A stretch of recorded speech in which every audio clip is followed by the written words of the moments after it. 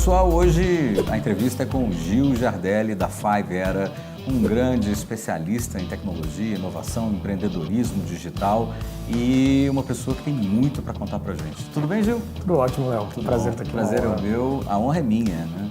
Gil, vamos começar por pesquisas, vamos começar por essa área que você atua de uma forma totalmente disruptiva. O que você tem visto em termos de pesquisa fora do Brasil e o que você vem trazendo para cá, para o ambiente brasileiro? Eu passei uma temporada agora fazendo a curadoria de um curso e também lecionando na Imperial College de Londres. E foi muito bacana encontrar, você tem ali o prédio deles que é o tradicional, no centro de Londres, mas eles montaram um novo prédio agora, todo com investimento da iniciativa privada. E são prédios para receber as startups. Mas o que mais me impressionou conhecendo aquelas startups, que a grande maioria são de biotecnologia. Eu acho que agora a gente está dando um salto, usando tudo isso que a gente já tem, dessa nova economia da inteligência artificial, para trazer novas formas. E o case que mais me impressionou foi, no mundo onde todas as respostas estão disponíveis, o difícil é você fazer a pergunta certa. Alguém perguntou assim, quantas xícaras de café nós tomamos por dia? Quanto que é a sobra de borra de café? O que a gente pode fazer com isso? E hoje, grande parte dos ônibus icônicos de 2 andares britânicos, em Londres, estão utilizando a sobra da borra de café. O que antes era algo que era lixo e custava caro para aquele país, agora vira uma economia circular.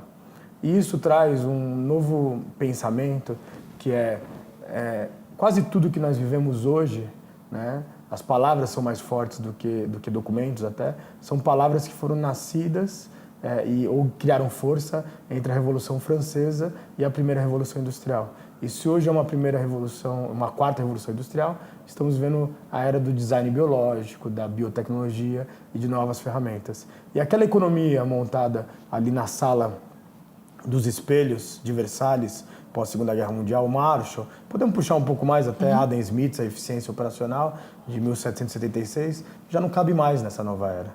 E eu acho que está na hora da gente ter um choque de realidade, um choque de que todos os nossos modelos de liderança, de gestão, de pensamento já não cabem mais. Pois é, quando a gente fala em choque, a gente fala em mudar todo esse mindset que está aí posto no Brasil e no mundo.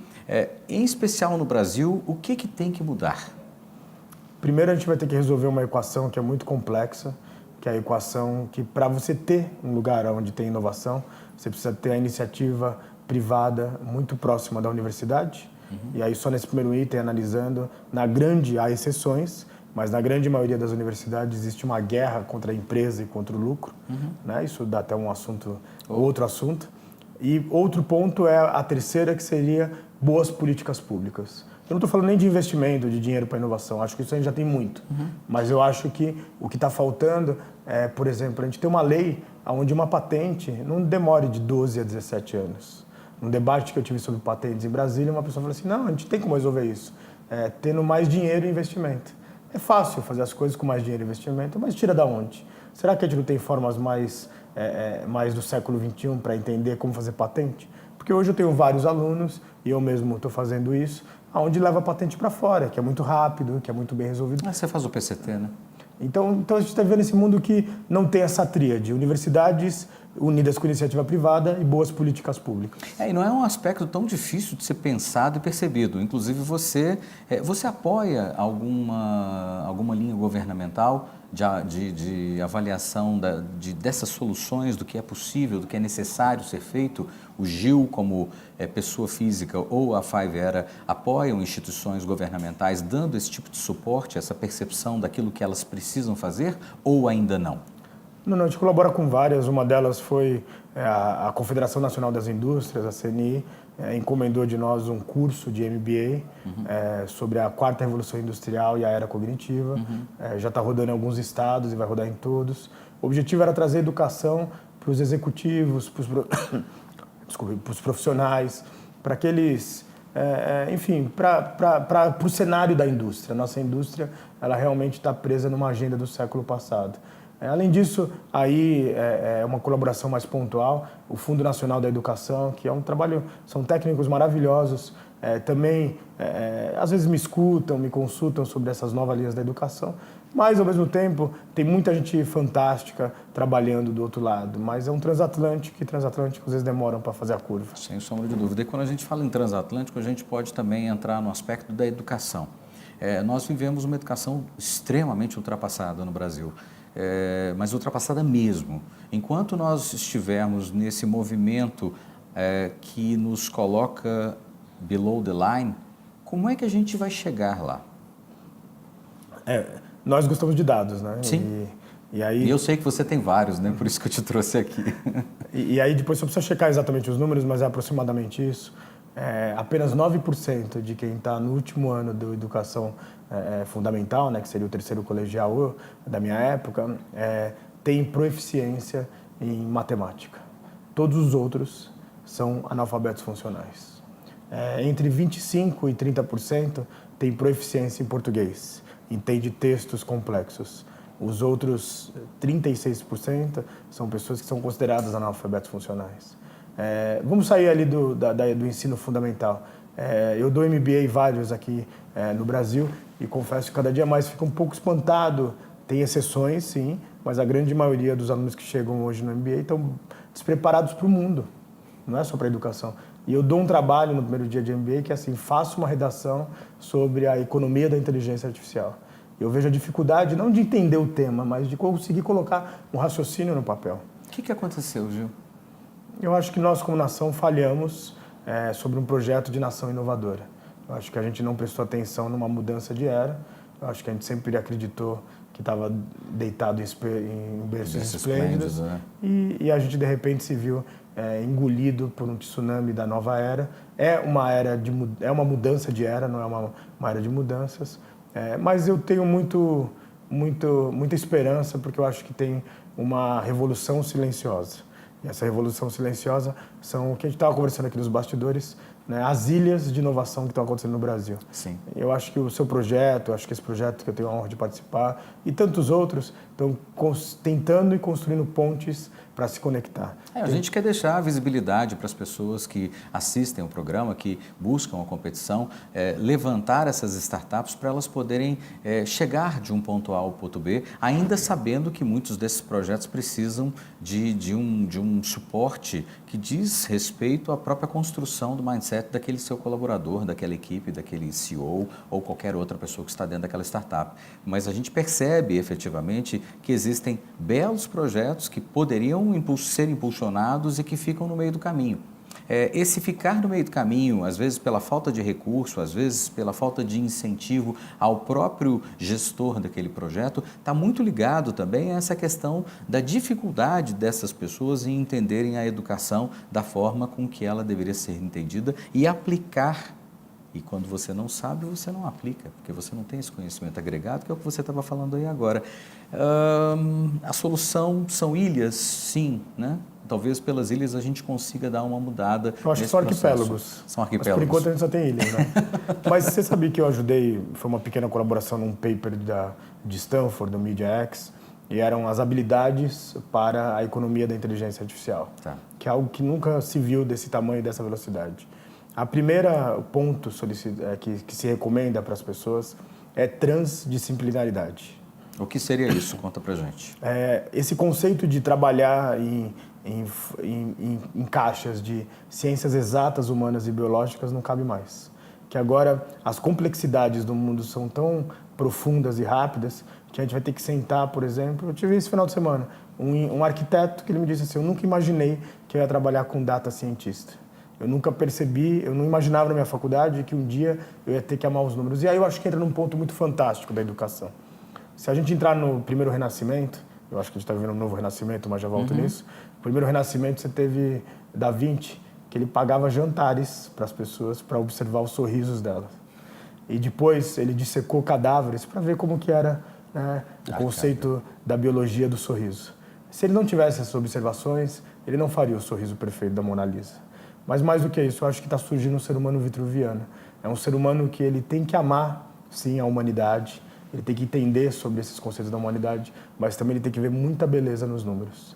E por enquanto, e aí eu falo da educação geral no Brasil, a gente está dividindo as pessoas. Você é bom em redação, você é bom em ciências exatas, Porque você é criaram bom um em pacote pra biologia. gente, né, Gil? Foi criado um pacote, você tem que fazer isso. E te entrega alguma coisa tosca, integrada, mas ao mesmo tempo totalmente desconexa com o que hoje é necessário ser feito. E não vai mudar. Se a gente não fizer... tem matérias que eu acredito, você tem números e pode me dizer se eu estou certo ou errado, mas eu acredito que 50% ou 60% do que é ensinado nas escolas não precisaria ser ensinado. Você ganharia tempo e faria cursos mais técnicos, mais objetivos, na linha do que você estava mencionando há pouco. A convite de uma entidade, agora em 2018, no começo desse ano, eu fiz uma pesquisa quais eram os 10 cursos mais procurados em 2017 nos vestibulares do Brasil. Ok.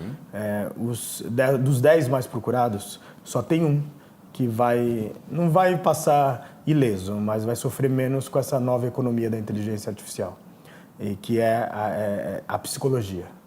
Todos os outros, por exemplo, a engenharia, ela quando você entra numa faculdade de engenharia, você provavelmente depois de 4 anos vai sair um ser humano melhor, com conhecimento bacana, mas tecnicamente para o mercado de trabalho você está defasado. Zero. Porque a gente está falando de engenharia cinética, estamos falando de engenharia de civilização cósmica, de outros assuntos que vai ter que entrar na pauta. O bate-papo aqui com a IBM hoje mais cedo, com 2 profissionais aqui, líderes de grupos aqui, foi muito nessa linha. Em 20 dias, em 40 dias, em 6 meses, tudo está mudando. A revolução é por minuto, é por segundo. Esse processo está muito rápido. Né? E aí, para você ter uma ideia, uma empresa que eu estou muito próxima, uma multinacional, ele precisava contratar data cientistas. E a gente tem que entender que o data cientista lá fora é um cara que tem doutorado, etc. Uhum. Aqui a gente tem uma flexibilidade, digamos assim. Por quê? Porque a pessoa pode, não ter todo esse doutorado, mas ele já vira um data cientista. Uhum. Mas, por exemplo, ele pode ser um jornalista e ser um data science, é um data jornalista. Ele pode ser um médico e ser um data health 2.0, enfim, tem vários caminhos. Só que essa grande multinacional batalhou muito, conseguiu achar 2 nomes. Uma das meninas selecionadas é uma menina que ainda não acabou a faculdade. Ela ainda não entregou seu trabalho de TCC. Uhum. Só que ela deu um nó no sistema inteiro, até dessa empresa que é a sede nos Estados Unidos, porque o que ela pediu de salário era algo que não cabia para uma pessoa que não tinha graduação. Então até dificultou digamos, a contratação dela. Mas aí fizeram, uma gambiarra ali, conseguiram uma gambiarra no sentido ético, não no sentido de fazer, e conseguiram contratar. Mas imagine só, imagine o papel do profissional de gestão de recursos humanos. Mudou. Ele não consegue saber quem ele vai contratar, porque quem está pedindo também não sabe o que pedir, porque não é mais tão fácil. E aí vem um ponto importante que eu queria que você me ajudasse numa reflexão. Quando você fala na inteligência artificial, ela também é gerida e gerado a ela dados que têm comprometimento com a escolha e com o ponto de vista desses dados na hora de uma passagem, de uma rodagem de sistema. Como é que você vê isso? Vou pegar um exemplo mais claro. Assim, semana passada, a IBM, junto com a Boticário, e mais uma empresa de aromas, né, de fragrâncias alemã, fizeram o primeiro perfume usando inteligência artificial. Algo que normalmente aquela empresa do Paraná demoraria 3 anos em média, foi para 6 meses. Uhum. Eles misturaram receitas, aromas, tudo que tinha daquele lado da química, digamos assim, das essências, sim, e também colocaram dados de consumo da geração milênio. Uhum. Aí o que aconteceu? Fizeram um perfume que provavelmente vai ser um sucesso, etc. Mas assim, o Brasil está no mapa dessa nova era. Mas agora, qual o tipo de profissional que nós precisamos ter para trabalhar num ecossistema desse?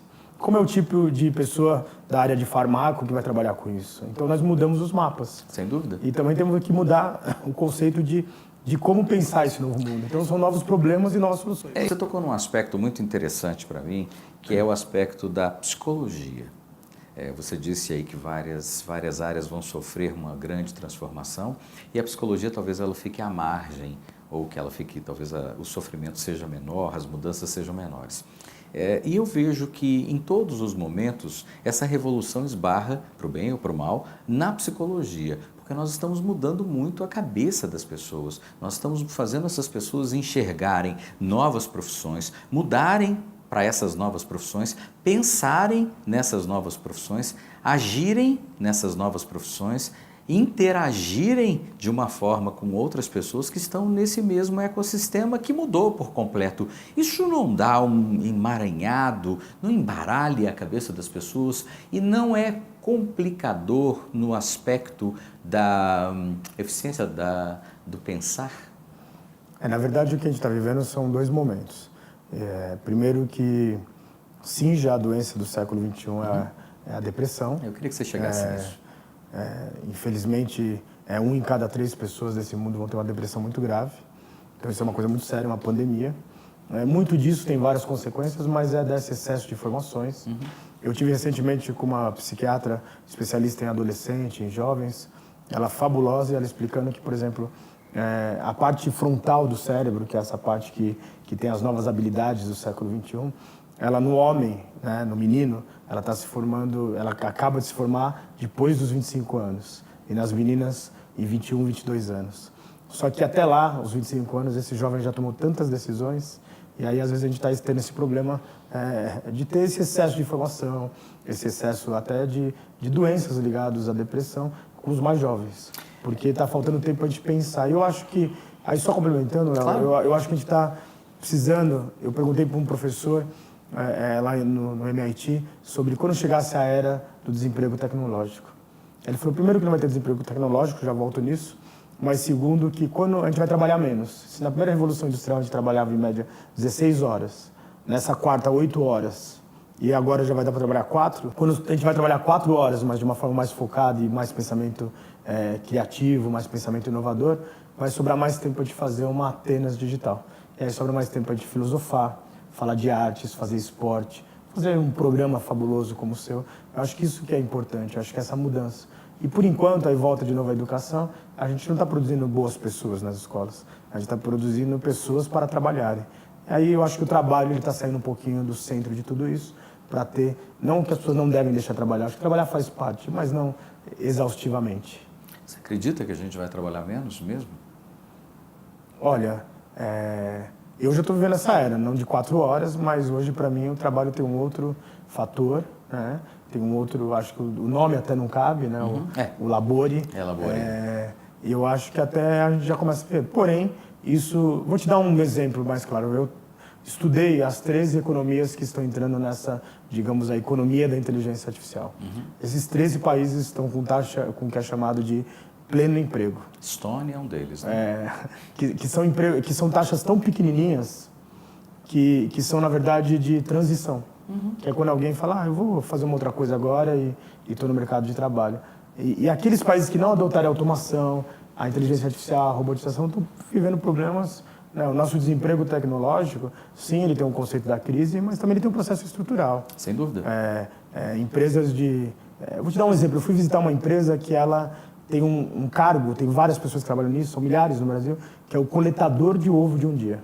Ele pega o ovo de um dia, que tem horário para eles sabem tudo da galinha, e aí ele coleta e coloca numa incubadora. Para daqui a tantos dias estar pronto para esse pintinho nascer e depois for para a indústria de aves, né, de alimentação.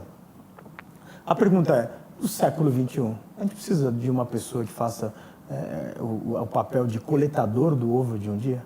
O nosso desafio como humanidade e já tem como automatizar isso, mas o nosso desafio como humanidade é ajudar essas pessoas a terem um emprego diferente. A gente precisa de alguém que faça isso, mas eu vou um pouco mais longe e anterior. A gente precisa disso? A pergunta é, a gente precisa de um ovo que é produzido de uma forma exacerbada, num processo que não é o natural? Como é que o Gil vê essa questão? Porque aí eu faço um contraponto da tecnologia com o lado humano, com aquilo que nós vivenciamos numa outra era, mas que era coisa naturalmente transportada. O item, o alimento, ou seja, o que for, ele tinha o seu tempo. A gente não está acelerando muito isso, não? Eu acho que agora a gente está no momento de resolver todos os grandes problemas da humanidade. E esse momento chegou. A gente pode hoje, por exemplo, usar, em vez de carne, a proteína vinda de insetos. O aço Já está sendo substituído pelo polímero. Sim. E outras tantas, né? Dando um exemplo a mais aí para você. Em qualquer área que você pegar hoje, tem novas tecnologias, novos processos mudando completamente. O problema é que o mundo hoje ele tem muitos interesses, tem muitas agendas ocultas, muitas agendas individuais que dificultam o nosso processo de evolução. Vamos pegar hoje aqui, se você usar um Watson da IBM para cidades inteligentes, você já não precisava ter tanto ônibus com ociosidade e no horário de pico com tanta gente enlatada. O que está faltando é assim, os números já estão aí, os dados já estão sendo processados, agora falta pessoas para entender esses números e compreendê-los e tomar atitudes. Pois é, e quando a gente fala de tomar atitudes, né, a gente fala sobre um CEO que precisa, às vezes, perder um EBITDA para ganhar uma evolução na sua companhia. Eles estão dispostos a entrar nesse jogo, que é perigoso, mas necessário? O que está em jogo agora é que, assim, os CEOs e a alta, digamos, a alta Cúpula, parte da empresa, não dá mais para ter esse pensamento só de quarter. Todas as empresas que só estão pensando no quarter e no seu bônus estão tendo problemas enormes. Aconteceu agora no Hemisfério Norte sobre isso.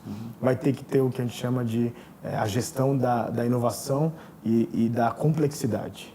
O que é isso? Você todo dia vai ter que pensar a gestão do presente. A gente tem um presente para entregar, não adianta. Temos nossas metas, horários. Vai ter que todo dia fazer a gestão da mudança. Mas a mudança mais cara na gestão da mudança é do próprio executivo, não da equipe dele. Porque numa era da liderança do exemplo, você tem que mudar você primeiro. E a outra gestão seria a gestão do futuro. Muito do que a gente está falando está por aí, está disponível, é só ler um pouquinho que você chega lá. Mas a maioria das pessoas está vivendo a gestão do ai meu Deus, isso é para ontem. E aí nessa gestão do ai meu Deus, isso é para ontem, a gente está vivendo um lugar onde as pessoas só estão pensando nos seus próximos quarters. E eu já tive conversas similares com 3 CEOs, e aí, dando uma ajeitada na frase deles, a resposta foi mais ou menos assim: olha, eu sei que tem que ter a mudança, eu sei que o caminho é a inovação, eu sei que também a tecnologia está aqui para nos ajudar, mas eu estou no final da minha carreira. Daqui 2 anos... Deixa do jeito que está, né? Então, assim, isso é normal em todas as grandes mudanças. Tem o que é chamado da inércia da inovação. É tanta mudança que deixa eu acabar aqui, ficar aqui do jeito que eu estou, porque eu sei. E a gente sabe que a inovação no início mexe com o EBITDA, mexe com todos os nossos KPIs. E aí, coisa de professor, recomendo muito a leitura de um livro que chama Capitalismo Sem Capital. E, na verdade, não é que ele está acabando com o dinheiro, é um professor de economia da Imperial College de Londres e também da King's College de Londres, e ele fala assim, está na hora da gente mensurar o intangível. É importante mensurar o tangível, mas a gente precisa criar novas formas de olhar o intangível. Brasil, próximos anos?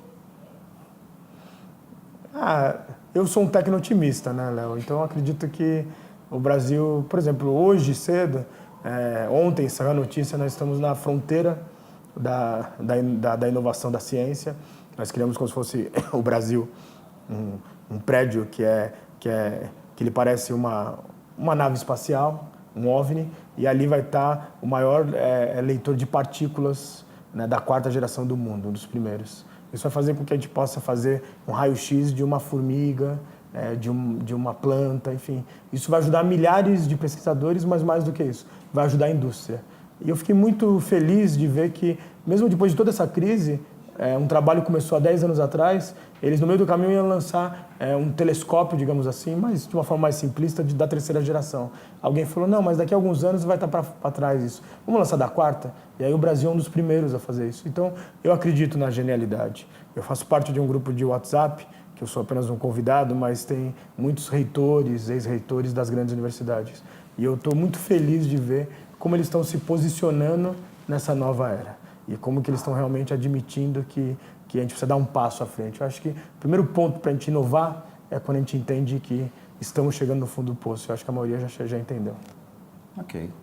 É inenarrável e a gente fica até meio impactado com tanta informação, com tanta cultura e com tantas novidades que você traz aqui para o público do Startup Show. Eu queria que a gente encerrasse com uma mensagem para esse nativo digital que está aí nos assistindo no programa. Qual que é o caminho, para onde ele vai? Mudar para a Estônia? Continuar no Brasil?